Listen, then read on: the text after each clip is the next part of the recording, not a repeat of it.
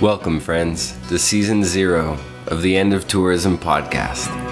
In these mini episodes, you'll hear short transmissions speaking to the principles of the pod. We'll introduce you, our listeners, to the themes and questions that will be woven into our conversations, a kind of primer on our politics. This episode is entitled Escape, Exile, and Culture.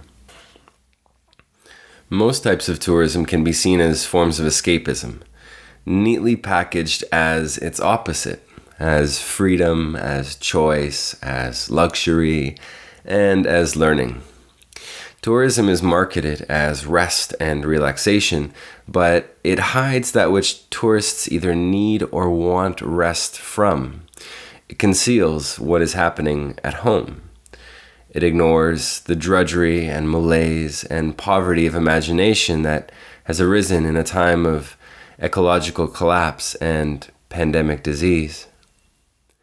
Tourism hides that the vacation is an escape. The earliest modern vacations, not entirely reserved for the rich, came as a consequence of the Enclosure Acts and the Industrial Revolution in 19th century England. Not long after, industrial work and the need for time off from it spread to the European continent and eventually most of the rest of the world.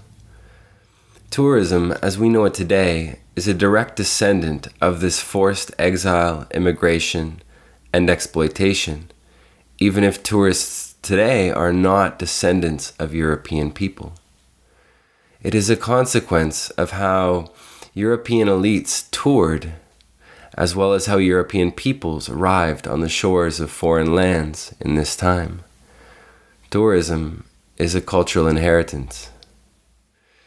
In 19th century Britain, common lands on which people lived were slowly privatized. People were removed from those ancestral lands and for fear of starvation and violence migrated to early industrial towns. The conditions, not just in the factories, but in the towns themselves, were deadly. Not for the sake of people's rights or common goodwill, but in order to serve the factory and profit. The idea and reality of, quote, time off was eventually created in order to pause production and to send workers en masse to the beach. The vacation became not just rest and relaxation, not just an escape from the factory, but a stand-in for what existed culturally and ancestrally in the places that people had left behind. The vacation became the surrogate for every communal festival and festivity that constituted a rebirth of the village. In an industrial world, the village was reduced to the individual, and the vacation became a way to suffer returning to the factories. Decades later, in some places, such, quote, downtime became enshrined in law and as a right of the people, of workers. The right to escape modern life in order to survive going back to it. This lineage of escape is not just economic or social in nature. It's not just an opportunity to take a break from work or family. This escape is intergenerational and inherited, and comes from the exile that has visited most peoples at one time or another. This is something that the End of Tourism will explore and contend with. The podcast will ask, is tourism a grandchild of exile and immigration? We will ask whether we learn our touristic behavior from those who traveled to foreign lands before us, uninvited. In this way, and for this reason, we will occasionally search the shores of immigration in our time, seeing what washes up from the depths of our inquiry. We will ask if our touristic wanderlust isn't rooted in our ancestral exile, in the loss of rooted ways of being and being together. We will ask if tourism is a colonial pursuit or industry, and if so, what does reforming it do? Can you decolonize something that is inherently colonial? We will seek to understand these lineages without condemning them, without reducing our conversations to mere history, and without reducing the past to the present. Tourists search for culture abroad, in part because culture is what was lost by virtue of leaving the old country, by virtue of being forced to leave. Today, that search arises in different ways and is often misunderstood. Cultural appropriation refers to the extraction and commodification of a particular culture, most often by people not of that culture. This happens almost everywhere tourists arrive, and is a direct result of a place being turned into a destination. When the place goes, when it no longer becomes recognizable to those who live in it, the culture usually follows suit. The search for culture among tourists, however, is a genuine thing.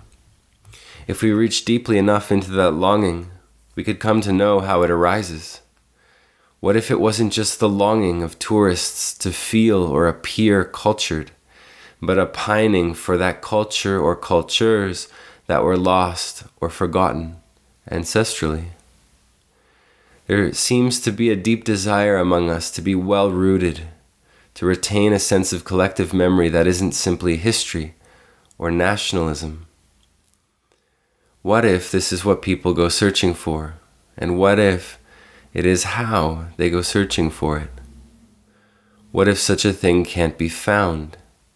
What if it can only be cultivated, in part, by staying home and learning home and practicing culture? This is the kind of nuance and disciplined inquiry that we will bring to the table every episode. It is a willingness to go beyond the bad behavior and stay there and take into deep consideration where it all came from and how we might proceed differently. By listening openly and deeply to each other, we can become less like tourists and perhaps one day something like neighbors.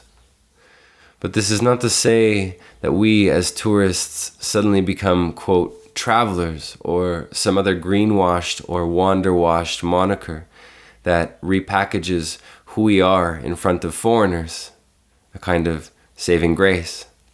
That would only deepen our chosen ignorance of the real and enduring consequences of this wandering trauma. The majority of the world's travelers are refugees, immigrants, exiles, workers, and real, that is, not digital, nomads. They are not tourists.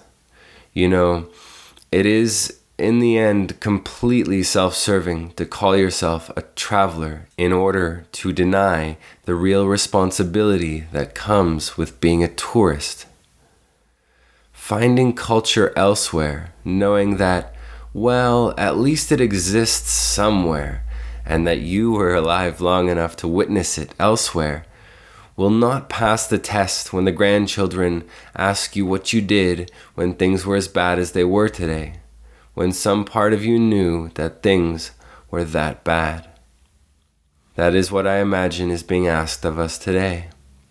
That is what this podcast intends to do, to approach the questions our descendants will ask of us, so that in our wondering about ancestry and how it shows up today, that we might also show up for them, on time, properly ready for duty, as their ancestors. This is the invitation. Welcome to the end of tourism. Thank you for listening to the End of Tourism podcast. If what you heard had its way with you, if the arrows hit their mark, click subscribe on Spotify, Apple Podcasts, or wherever you're listening. To go deeper, join us at theendoftourism.com and follow us on social media under the handle The End of Tourism.